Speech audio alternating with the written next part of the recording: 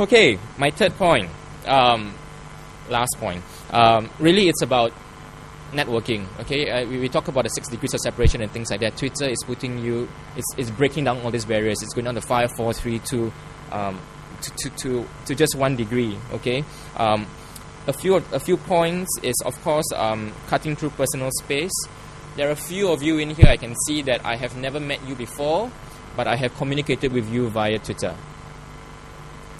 This is great. Me and Michael this morning, I looked at him and I immediately knew it was him. I saw that photograph of him. It wasn't half-faced, right? You had a whole full photograph of yourself. A few of my friends in here are people who I only got to know via because of social media. I've never met them before, but because this thing brings us together, I'm very proud now to be able to call them my friends. The second thing, of course, it goes really to beyond cyberspace as well. What Twitter has done is allowed people of similar interests to get together for gatherings and stuff. Tweet-ups are very common in KL at the moment. And I don't know how many of you are familiar with Poken. It's this little gadget here, which is basically like a digital name card. And what you do is you Poken each other, and then information will be transferred between my Poken and David's, for example. And I know it sounds very rude, right? I can plug it into my I'm sorry. I can plug it into my computer. It loads up my Poken account and it immediately registers David's account if he's registered as well. It's great. So what we did is we had this, we met up. These are all social media tools. So you can basically link all my Twitter, Flickr, Facebook, everything, information into that one name card, and people can access it. If I'm going to meet you here and tell you, hi, my name is Nicky Cheong, you might spell it Nikki like everybody else does, which annoys me, but you won't find me on Google, right? With this way, you have immediate access to all my social media profiles. So what it's done as well, it's allowed us to go beyond just talking to each other and communicating on cyberspace. We're meeting up, we're having drinks together. So if anybody tells you that social media means you have no life, it's not true. You just spend more time with other people who have similar interests as you do.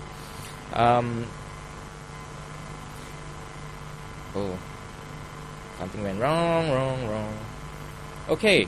Another thing what I was saying about social media, about bringing people together, is people of similar interests can come together. I'm going to do a bit of a plugging here.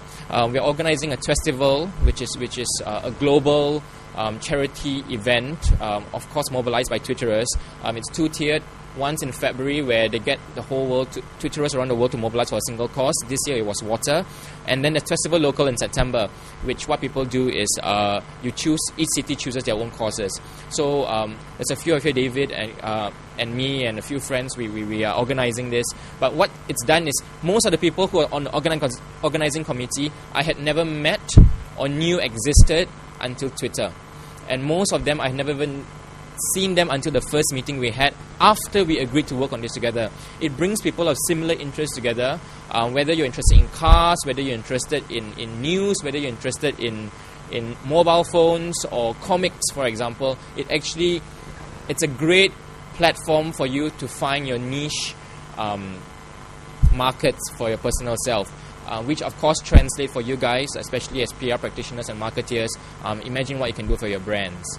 Okay.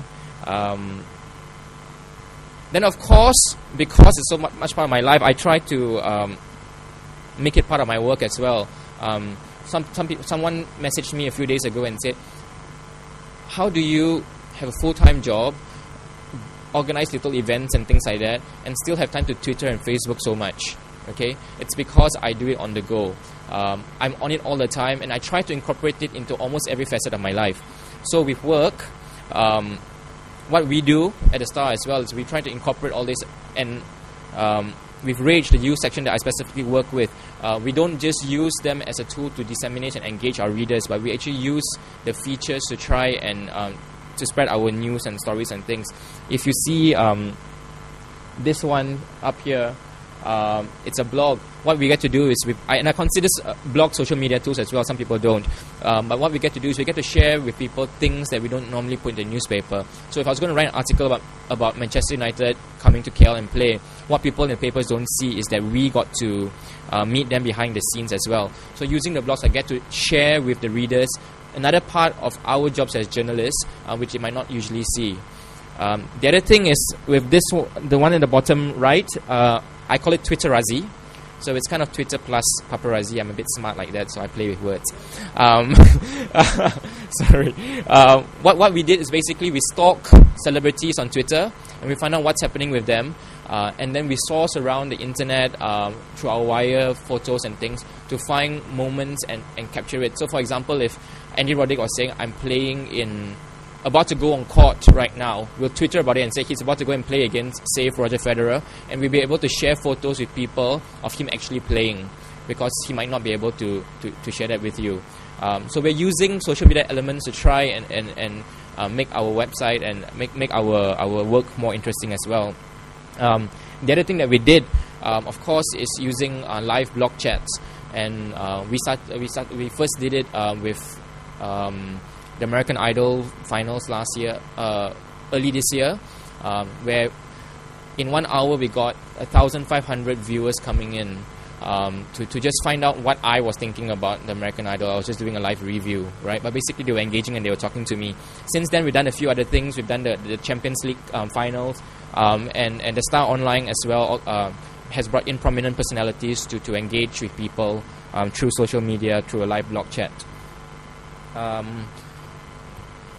It all started really with David Archuleta, unfortunately. He came to KL, and what I thought would be very interesting to do was to start twittering that few hours that I was spending with him. I got to meet David Archuleta. So what I did was, I didn't tell everybody where he was going to be. It was supposed to be a secret location. He went to a school, and I started twittering, and this was a time when we only had like maybe 50 followers. And I started twittering and telling them, kind of going, I'm on the way to the location now. I started taking tweet pics, pictures that can be attached to my Twitter. And I said, can you guess which direction I'm heading? So, I wasn't driving. Somebody else was while I was taking the photograph. And I was doing things like that. And people started engaging, and within few minutes, people, like 50 or 60 people had already viewed my image. Even though I only had like 30 or 40, 50 followers, people were retweeting it. They were sharing the links with their friends. And I think one of the images of him appearing on stage got like 117 views in like 15 minutes. This is a great way to reach out to people. So that's why we started, being much more active with social media at work as well. How do I use social media? Of course, computer, and I've got my trusty little old iPhone here. Christmas is coming if anybody wants to get me the 3GS. I Twitter at home, I Twitter at work, I Twitter while waiting in a bank, while, during meals, when I first wake up, before I go to bed, not while driving. It's for me, right, the way social media works is it's not just a tool for me to communicate with people now. I think that a lot of people have resistance to it. I think we need to get out of that hate space. Twitter is not a trend. It's a whole new world. It's a whole space. It's a democratic space. It's opened up so many channels of communication for so many different reasons. Each of you that have used social media tools, you have used it for many, many different reasons. It's gone beyond just a computer. It really has been about you and finding the best way that it works for yourself. Yeah. When I woke up yesterday morning, I went on Facebook, and I saw so many Facebook status messages about the passing of a friend. Back to your H1N1 story. It's not been reported yet, but I was told that it was a H1N1 death, but it's not been logged by the ministry or what, but I don't know the official thingy. But everybody was saying, goodbye Leroy, we love you, I'm sorry, we miss you. And I didn't know who Leroy was, but so many of my friends knew him. So I thought maybe, it was a nickname or something and all. So what I did was I went to my friends' Facebooks and I started doing searches on this Leroy, and I found out that I actually know this person. He's not a friend, but he's an acquaintance. If not for social media, I would never have known this, because I didn't know him very well. Nobody would have texted me to say he passed away and give me his funeral details. But now everything is on Facebook. Last night, while I was working on this presentation, I found out that Chelsea is not allowed to buy any more players. This morning, I found out that Demi Moore and Perez Hilton are having a fight on Twitter, and lawsuits have been sent to each other. This is how fast information is coming in. This is within minutes of the lawsuit being sent. Perez Hilton just wrote to Demi Moore and to somebody and said, "Don't worry, my lawyers are writing a letter as we speak." The letter's not even done yet, but we know a letter's on the way to Demi Moore for libel. She called him. He posted a photo of her daughter, which you could see her cleavage. She's only 15, and so he called it child pornography. She called it child pornography. He's suing her for libel and slander. But it's very quick information. Okay.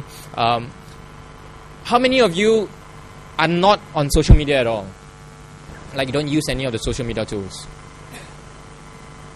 Okay. So I guess you guys are into it. But I wanted to say this because I talked to a lot of people who are not into it and stuff like that. And I know it seems complicated. I know it seems very hard, and a lot of people don't understand it. But if any of you are here and shy to put your hands up, please don't let any of the things that we've said throw you off. It sounds like it's this huge space, but it really is very simple. It's almost as simple as 140 characters. You will grow into it, and without knowing it, it will consume your life. But it's not a bad thing, okay? Especially for some people like us who are in the communication industry, this is a great, great opportunity. You build connections, whether you realize it or not. On Facebook, just comments and stuff.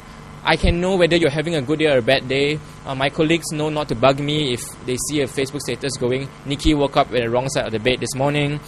They know how to stay away. At the end of the day, we like all these connections. We are human beings after all, no matter how many technological and digital tools we use.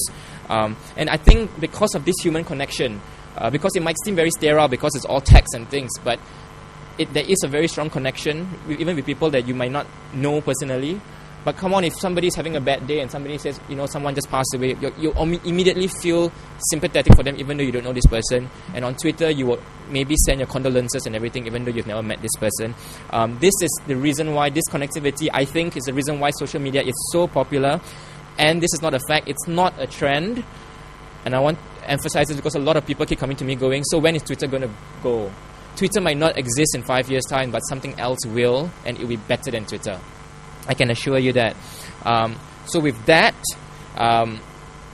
thank you very much for your time. I hope that I hope that you don't think that social media is an indulgent thing. There is so many things that you can do with it, and we really, really cannot afford to ignore and shut it out. Thank you very much.